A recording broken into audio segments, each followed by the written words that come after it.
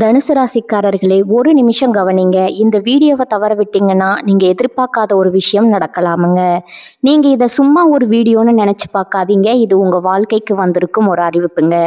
சமீப காலமா உங்க மனசுல ஒரு அழுத்தம், காரணம் தெரியாம ஒரு பயம், இரவு தூங்கும்போது கூட ஏதோ சரியில்லைன்னு ஒரு ஃபீலிங். இது எல்லாம் ஏன் தெரியுமா? உங்க வாழ்க்கையில ஒரு பெரிய மாற்றம் வரப்போகுதுங்க. ஆனா அதுக்கு முன்னாடி ஒரு சின்ன எச்சரிக்கையை கடவுள் தராரு. நீங்க இதை கவனிக்காம விட்டீங்கன்னா ஒரு வாய்ப்பு கைவிடப்படலாமுங்க, அல்லது ஒரு உறவு, ஒரு பண விஷயம் உங்க கையில இருந்தே நழுவி போகலாமுங்க.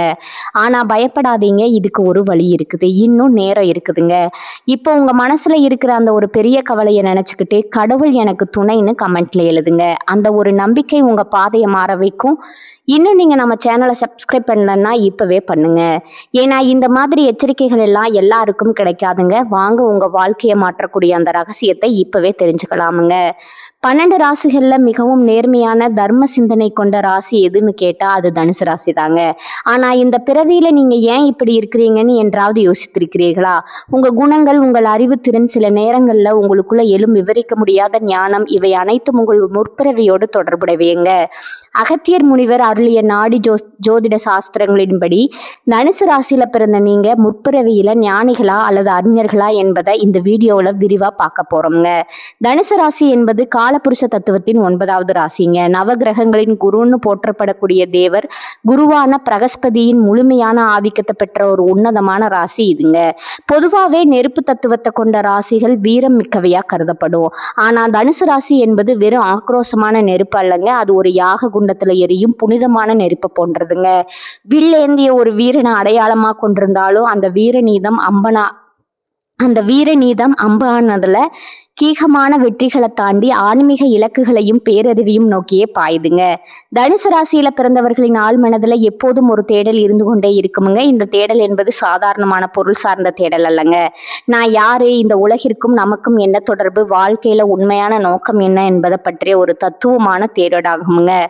இவர்களது உண்மையான பலம் இவர்களது உடல் வலிமையோ அல்லது அதிகாரமோ அல்லங்க, இவர்களுக்குள்ள இயற்கையாகவே அமைந்திருக்கக்கூடிய அந்த பேரறிவு தாங்க. குருவின் அம்சம் கொண்டவர்கள் என்பதால பிறப்பிலேயே ஒரு முதிர்ச்சியும் எதையும் எளிதில் கிரகிக்கக்கூடிய நுண்ணறிவும் இவர்களிடம் குடிகொண்டிருக்குமுங்க. முற்பிறவியின் கர்ம வினைக்கும் தனுசு ராசிக்கும் மிக நெருங்கிய தொடர்பு இருக்குதுங்க. ஒரு ஆன்மா பல பிறவிகள்ல சேர்த்த புண்ணிய பலன்களின் விளைவாகவே குருவின் ஆதிக்கம் பெற்ற இந்த தனுசு ராசியில வந்து பிறக்கிறதுங்க. ஜோதிட ரீதியா 9ஆம் இடம் என்பது பாக்கியஸ்தானம்னு அழைக்கப்படுதுங்க. தனுசு ராசி கால புருஷனுக்கு 9ஆம் இடமாக வருவதால இவர்கள் முற்பிறவியில செய்த தான தர்மங்களும் தெய்வ வழிபாடுகளும் இவர்களுக்கு இந்த பிறவியில ஒரு கவசமா அமைதுங்க. முற்பிறவியிலிருந்து இவர்கள் சுமந்து வரும் அந்த மிகப்பெரிய சக்தி என்பது இவர்களது உள்ளுணர்வு ஆகுமுங்க. யாரையும் சாராம, எதற்கும் அஞ்சாம உண்மையை மட்டுமே பேச வேண்டும்ங்கிற துடிச்சல் இவர்களுக்கு முற்பிறவியின் கர்மாவால கிடைக்குதுங்க. தனுசு ராசியின் ஒரு செயலை செய்கிறார்கள்னா அதுல ஒரு நியாயம் இருக்க வேண்டும்னு விரும்புவாங்கங்க. முன்பிறவியில இவர்கள் ஒரு வேளை ஒரு உயர்ந்த பதவியில இருந்திருக்கலாம், அல்லது ஒரு குருகுலத்தை வழிநடத்தும் ஆசானா இருந்திருக்கலாம். அந்த பிறவியில இவர்களிடம் பாடம் கற்ற மாணவர்களின் ஆசையும் இவர்கள் செய்த அர்ப்பணிப்புகளின் நற்பலனும் இந்த பிறவியில இவர்கள் அறியாமலேயே பாதுகாக்குங்க. இவர்களது பேச்சுல ஒரு வசீகரம் இருக்கும், அதே சமயம் அந்த பேச்சுல மற்றவர்களை நல்வழிப்படுத்தும் ஒரு அதிகாரமும் இருக்குமுங்க. இதுவே தனுசு ராசிக்காரர்களுக்கு முற்பிறவியில இருந்து தொடரும் ஒரு மிகப்பெரிய சக்தி ஆகுமுங்க. எத்தனை துன்பங்கள் வந்தாலும், எந்த ஒரு இக்கட்டான சூழலும் இவர்கள் சோர்ந்து போவதில்லை. ஏனென்னா இவர்களுக்கு பின்னால முற்பிறவியின் புண்ணிய கணக்கு ஒரு மாபெரும் சக்தியாக இயங்கு கொண்டிருக்குதுங்க. இந்த பிறவியில இவர்கள் அடையும் ஒவ்வொரு வெற்றியும் இவர்களது கடின உழைப்பை தாண்டி இவர்களது முன்னோர்களின் ஆசியாலும் பூர்வ புண்ணிய பலத்தாலுமே அமையுதுங்க. தனுசு ராசியினர் இந்த பூமியில பிறந்ததன் நோக்கம் வெறும் வாழ்வதற்காக மட்டுமல்லங்க, ஒரு மிகப்பெரிய தர்மத்தை நிலைநாட்டுவதே ஆகுமுங்க. குருவின் அருளால இவர்கள் அடையும் ஞானம் இவர்களை சுற்றியுள்ள இருளை அகற்றி மற்றவர்களுக்கும் ஒரு வழிகாட்டியா மாற்றுதுங்க. வில்லிலிருந்து புறப்பட்ட அம்பு எப்படி இலக்கடையாம திரும்பும் போது, அதே போல தனுசு ராசியினர் லட்சியங்களும் நிச்சயம் ஒரு நாள் கர்ம வினையின் உதவியோடு கை கொடுங்க. இந்த ராசியின் தனித்துவமே இது மண்ணில் வாழ்ந்தாலும் விண்ணை பார்க்கும் உயர்வான சிந்தனையை கொண்டது தாங்க. தனுசு ராசியில பிறந்த ஒரு ஆன்மா தனது முற்பிறவியில ஒரு பேரறிஞராகவோ அல்லது கல்வி புலமை மிக்க ஒரு சான்றோராகவோ வாழ்ந்திருந்தா அந்த பிறவியின் வாசனையானது இந்த பிறவியிலும் அவர்களின் ஆழ்மனதுல நீக்கமர நிறைந்திருக்குமுங்க. இப்படிப்பட்டவர்கள் எதையும் எடுத்தோம் கவிழ்த்தோம் என்று உணர்ச்சி வசப்பட்டு செய்ய மாட்டார்கள். இவர்களின் ஒவ்வொரு சொல்லும் செயலும் ஆழ்ந்த தீர்க்க ரீதியான சிந்தனைக்கு உட்பட்டே இருக்குங்க. ஒரு விஷயத்தை மற்றவர்கள் வெறும் கண்ணால பார்ப்பாங்க என்றால், முற்பிறவியில அறிஞராக இருந்த தனுசு ராசிக்காரர்கள் அதை தனது அறிவு கண்ணால ஊடுருவி பார்ப்பாங்கங்க. எதற்கும் ஒரு காரணம் இருக்க வேண்டும், எதிலும் ஒரு நியாயம் இருக்க வேண்டும் என்பதில் இவர்கள் பிடிவாதமாகவே இருப்பாங்க. சிறுவயது முதலே இவர்களுக்கு புத்தகங்கள் மீதும் புதிய கலைகளை கற்றுக்கொள்வதிலும் ஒரு தனியாத தாகம் இருக்குமுங்க. மற்ற குழந்தைகள் விளையாட்டுல ஆர்வம் காட்டும்போது இவர்கள் ஏதோ ஒரு ரகசியத்தை தேடுவது போல எதையாவது படித்து கொண்டோ அல்லது பெரியவர்களிடம் நுணுக்கமான கேள்விகளை கேட்டுக்கொண்டோ இருப்பாங்க. முற்பிறவியில நீங்க ஒரு மாபெரும் குருகுலத்தை வழி நடத்தி ஆசானாகவோ அல்லது ஒரு மன்னரின் அவையில நீதி வலுவாம கணக்கு வழக்குகளை கவனித்த அமைச்சராகவோ இருந்திருக்க வாய்ப்பு அதிகம்ங்க. அந்த பிறவியில நீங்க போதித்த கல்வியும் நிலைநாட்டிய நீதியும் இன்று உங்கள் பேச்சுல ஒரு அதிகாரத்தையும் தெளிவையும் கொடுக்குங்க. அதனாலதான் தனுசு ராசிக்காரர்களிடம் ஒரு சிக்கலான சூழலை கொண்டு சென்றா அவர்கள் அதை மிக எளிதாக பகுப்பாய்வு செய்து அதற்கான தீர்வை சொல்லுவாங்கங்க. மற்றவர்களுக்கு ஆலோசனை வழங்குவதில் இவர்களை மிஞ்ச ஆள் கிடையாதுங்க. ஒருவருக்கு துன்பம் வரும்போது வெறும் ஆறுதல் வார்த்தைகளை சொல்லாம அந்த துன்பத்துல இருந்து எப்படி அறிவுபூர்வமா வெளிவருவது என்பதற்கான வழிகாட்டியை இவங்க வழங்குவாங்க. இது இவர்களது மூளையின் செயல்திறன் மட்டுமல்லங்க, முற்பிறவியில இவர்கள் கையாண்ட ஆயிரக்கணக்கான ஏட்டு சுவடுகளின் சாராம்சமே இந்த பிறவியில இவர்களுக்கு ஒரு உள்ளுணர்வா வெளிப்படுதுங்க. கலைகள்ல வல்லுநரா இருந்ததன் அடையாளமா இந்த பிறவியிலும் இவர்களுக்கு இசை, ஓவியம், சிற்பம் அல்லது ஏதோ ஒரு நுண்கலையில இயல்பாகவே ஈடுபாடு இருக்குமுங்க. முறையாக பயிலாவிட்டாலும் கூட ஒரு கலையின் நுணுக்கங்களை இவர்களால சற்றென்று பிடித்து கொள்ள முடியுமுங்க. எதையும் ஒரு ஒழுங்குமுறைப்படி செய்ய வேண்டும்ங்கிற எண்ணம் இவர்களிடம் மேலோங்கி இருக்குமுங்க. காலையில எழுந்தது முதல் இரவு உறங்கும் வரை இவர்களது வாழ்க்கையில ஒரு நேர்த்தி இருக்குமுங்க. முற்பிறவி நரியரா இருந்த கர்மவினை இவர்களை வீணான விவாதங்கள்ல ஈடுபட விடாது. மாறாக அறிவுபூர்வமான உரையாடல்களை இவர்கள் விரும்புவாங்க. எங்கு சென்றாலும் அங்குள்ள அறிவார்ந்த மனிதர்களை தேடி பிடித்து நட்பு கொள்வாங்க. உங்களின் இந்த புத்திசாலித்தனம் என்பது இந்த பிறவியில நீங்க மட்டும் தேடி கொண்டதல்லங்க, இது பல பிறவிகளா நீங்க சேமித்து வச்ச ஞானத்தின் தொடர்ச்சிங்க. அதனாலதான் மிகவும் இக்கட்டான ஒரு சூழல்ல எல்லாரும் கைவிடும் போது உங்கள் அறிவு மட்டும் உங்களுக்கு ஒரு மின்னல் கீற்று போல வழிகாட்டுங்க. சமூகம் இவர்களை ஒரு நடமாடும் நூலகமாகவே பார்க்கும். மற்றவர்கள் தடுமாறும் இடங்கள்ல நீங்க தடம் பதிப்பீங்க. இந்த அறிவுத்திறன் உங்களுக்கு ஆணவத்தை கொடுக்காம பணிவையும் பிறருக்கு உதவும் எண்ணத்தையும் கொடுத்தா நீங்க முற்பிறவியின் அந்த முழுமையான அறிஞரா இந்த பிறவியிலும் பரிணாமிக்கிறீங்க என்கிறது அர்த்தம்ங்க. குருவின் அருள் பெற்ற தனுசு ராசியினர் தனது அறிவை தர்மத்திற்காக பயன்படுத்தும் போது அது அவர்களுக்கு புகழையும் புண்ணியத்தையும் சேர்த்தே பெற்று தருதுங்க. தனுசு ராசியில பிறந்த ஒரு ஆன்மா தனது முற்பிறவியில ஒரு ஞானியாகவோ அல்லது தவ வலிமை மிக்க ஒரு முனிவராகவோ வாழ்ந்திருந்தால் அவர்களின் இந்த பிறவி என்பது ஒரு சாதாரண மனித வாழ்க்கையா இருக்காதுங்க. இவர்களுக்குள்ள எப்போதும் ஒரு இனம் புரியாத அமைதியும் அதே சமயம் ஒரு ஆழமான ஆன்மீக தேடலும் இருந்து கொண்டே இருக்குமுங்க. ஒரு கூட்டத்துல அமர்ந்திருந்தாலும் கூட இவர்களது மனம் ஏதோ ஒரு சூட்சுமமான விஷயத்தை பத்தி தான் சிந்தித்து கொண்டிருக்கும்.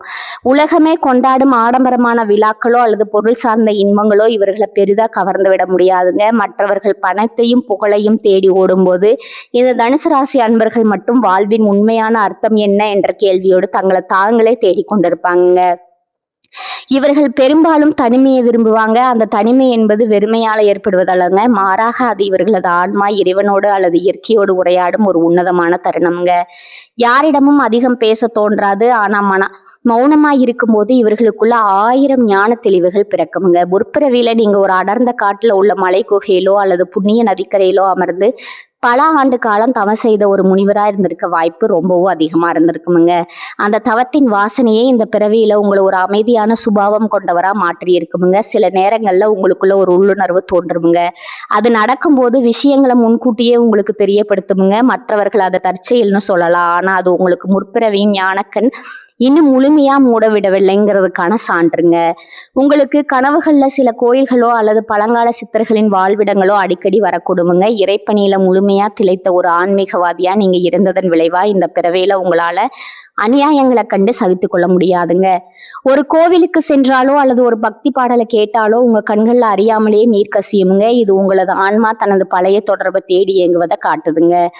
உலகாயாத இன்பங்களான வீடு, வாசல், சொத்து ஆகியவற்றிற்கு நீங்க முக்கியத்துவம் கொடுத்தாலும் உங்க ஆழ்மனம் எப்போதும் மன அமைதியே முழுமையானதா கருதுமுங்க.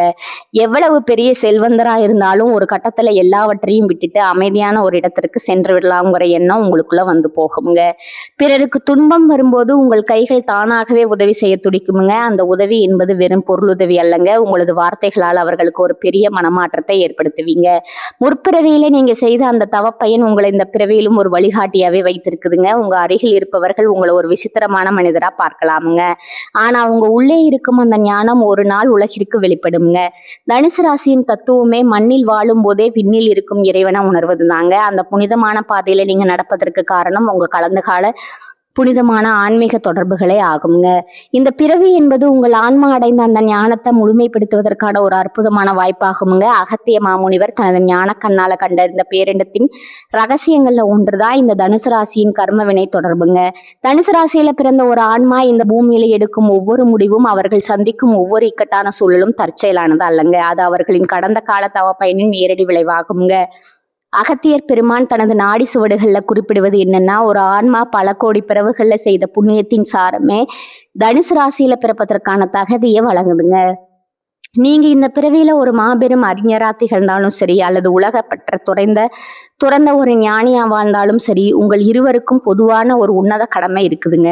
அதுதான் தர்மம் காப்பது. தனுசு ராசியினர் வெறும் வார்த்தைகளால தர்மத்தை பேசுபவர்கள் அல்லங்க, அதை தன் வாழ்நாள் முழுவதும் செயல்ல காட்ட வேண்டிய கட்டாயத்துல இருப்பவங்க.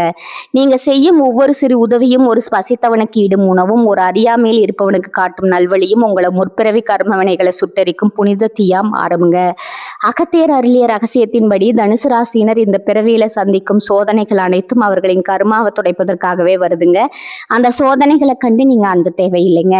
ஏன்னா உங்களுக்கு பின்னால முற்பிறவியின் தவ வலிமை ஒரு மாபெரும் சக்தியா இயங்கிக் கொண்டு இருக்குதுங்க. நீங்க பிறருக்கு செய்யும் உதவியானது உங்களை அடுத்த உன்னத நிலைக்கு, அதாவது பிறவி பெருங்கடல இருந்து விடுபடும் நிலைக்கு இட்டு செல்லுங்க. ஒரு தனுசு ராசிக்காரர் தனது கையில இருக்கும் பொருளை விட தனது சொல்லால ஒருவரது மனத்துயரை ஆற்றும் போது அங்க அகத்தியரின் ஆசி முழுமையா கிடைக்குதுங்க. நீங்க எடுக்கும் ஒவ்வொரு முடிவிலும் ஒரு தெய்வீக தன்மை இருக்க வேண்டும். பேராசைக்கோ அல்லது சுயநலத்திற்கோ இடம் கொடுக்காம பொதுநலத்தையும் நீதியிலையும் நிலைநாட்ட முற்படுத்தும் போது உங்களது கர்ம வினைகள் மறைந்து உங்கள் ஆன்மா பேரொளியாக மாறுங்க. அகத்திய முனிவர் சொல்வது போல, காலம் என்பது ஒரு சுழற்சி. நீங்க முற்பிறவியில எதை விதித்தீர்களோ அதையே இந்த பிறவியில அறுவடை செய்றீங்க. ஆனா இந்த பிறவியில நீங்க செய்யும் தர்மங்கள் உங்கள் எதிர்கால பிறவிகளை மட்டுமல்ல, உங்களது முன்னோர்களின் ஆன்மாக்களையும் சாந்தியடை செய்யும் வல்லமை கொண்டதுங்க. தனுசு ராசியின் வில்லிலிருந்து புறப்படும் அம்பு எப்படி தர்மத்தின் பாதையில செல்ல வேண்டுமோ அப்படியே உங்க வாழ்க்கையும் அமைய வேண்டும்ங்க. இதுவே அகத்தியர் முனிவர் உங்களுக்கு உணர்த்தும் வாழ்வின் ரகசியமுங்க. உங்கள் கடமையை சரியா செய்யுங்க, பலனை பத்தி கவலைப்படாதீங்க. ஏனெனில் அந்த பலனை தீர்மானிப்பது உங்கள் கடந்த கால தவமும் நீங்கள் இப்போது செய்யும் தர்மமுமே ஆகுமுங்க. பல்லாயிரம் ஆண்டுகளுக்கு முன்னால பொதிகை மலையின் அடிவாரத்துல ஒரு அடர்ந்த காடு இருந்ததுங்க. அந்த தர்மவனத்துல 2 நண்பர்கள் வாழ்ந்து வந்தனர். ஒருவன் பெயர் ஆதித்தன். அவன் ஒரு சிறந்த அறிஞன், சகல கலைகளையும் கற்றவன்க. அரசபையில அமைச்சரா பணியாற்றிய அனுபவம் கொண்டவன். எதையும் தர்க்க ரீதியா சிந்திப்பதுல அவனுக்கு நிகர் எவனும் இல்லைங்க. மற்றொருவன் பெயர் சித்தன். அவர் ஒரு மனஞானி. காட்டின் அமைதியிலும் ஓடும் நதியிலும் இறைவனை காண்பவன்க. ஒரு முறை இவர்கள் இருவரும் ஒரு பழங்காலத்து சிதலம் அடைந்த சிவன் கோயிலுக்கு சென்றனருங்க. அங்க ஒரு பழைய சுவடியில தனுசு ராசியின் ரகசியம் பற்றிய சில வரிகள் இருந்துச்சு. அதை படிச்ச ஆதித்தன் தனது அறிவாற்றால அதை ஆராய தொடங்கினாங்க. சித்தனோ, இந்த பிரபஞ்சம் ஒரு கணக்கு, நாம் செய்யும் ஒவ்வொரு செயலும் ஒரு குறிப்பிட்ட விதியின்படி நடக்குது. தனுசு ராசியில பிறந்தவர்கள் ஏன் இவ்வளவு அறிவோடும் போராட்ட குணத்தோடும் இருக்கிறார்கள் தெரியுமா? அவர்கள் முற்பிறவியில தர்மத்திற்காக தங்களது அறிவை செலவிட்டாங்கன்னு தர்க்கம் பேசினாங்க. அப்போது அங்க ஒரு முதியவர் தோன்றி அவர்களிடம் ஒரு வில்லையும் ஒரு தீபத்தையும் கொடுத்தாருங்க. ஆதித்தனோ, இந்த வில்லை வைத்து உன்னால் இலக்கு அடைக்க முடியும், ஆனா அந்த இலக்கின் பயன் என்ன சித்தனே? இந்த தீபத்தை வைத்து இருள போக்க முடியும், ஆனா அந்த வெளிச்சம் எங்க சொல்ல வேண்டும்னு கேட்டாருங்க. அவர்கள் இருவரும் குழம்பினர். அந்த முதியவர் வேறு யாரும் இல்லைங்க, அகத்திய மாமுனிவர் தாங்க. அவர் புன்னகைத்து சொன்னார், தனுசு ராசியின் ரகசியமே இதுதான். ஆதித்தன் போன்ற அறிஞர்கள் முற்பிறவியில நீதியையும் சட்டத்தையும் நிலைநாட்டியவர்கள். அதனாலதான் இந்த பிறவியில அவர்களுக்கு தெளிவான அறிவும் நிர்வாகத்திறனும் இருக்குது. ஆனா சித்தன் போன்ற ஞானிகள் முற்பிறவியில தவம் செய்து இறைவனை உணர்ந்தவர்கள். அதனால்தான் அவர்களுக்கு இந்த பிறவியில உலகத்தின் மீதான பற்று குறைந்து மன அமைதியை தேடும் குணம் இருக்கிறது. அப்படியானால் நாங்கள் இருவரும் இப்போது என்ன செய்ய வேண்டும் என்று இருவரும் கேட்டனர். அகத்தினர் சொன்னார், வில்லேந்திய வீரன் போல அறிஞர்கள் நீதியை காக்க வேண்டும், கையில் தீபம் ஏந்திய ஞானி போல மற்றவர்களுக்கு நல்வழி காட்ட வேண்டும். தனுசு ராசியில பிறந்தவர்கள் வெறும் மனிதர்கள் அல்ல, அவர்கள் கடந்த கால தவத்தின் மிச்சங்கள். நீங்கள் செய்யும் ஒவ்வொரு தர்மமும் உங்கள் கர்ம வினையை எரிக்கும். இந்த பிறவியில நீங்க சந்திக்கும் வழிகள் அனைத்தும் உங்கள் ஆன்மாவை தூய்மைப்படுத்தவே வருது. அறிஞனாக இருந்தாலும் ஞானியாக இருந்தாலும் உங்கள் லட்சியம் ஒன்றாகவே இருக்கட்டும், அதுதான் பிறருக்கு உதவுதல். திடீரென்று அகத்தியர் மறைந்தார். ஆதித்தனும் சித்தனும் ஒருவரை ஒருவர் பார்த்து கொண்டனர். அவர்களுக்கு புரிந்தது, ஒருவன் அறிவால் உலகை மாற்ற பிறந்தவன், மற்றொருவன் ஞானத்தால் உலகிற்கு ஒளியூற்ற பிறந்தவன்.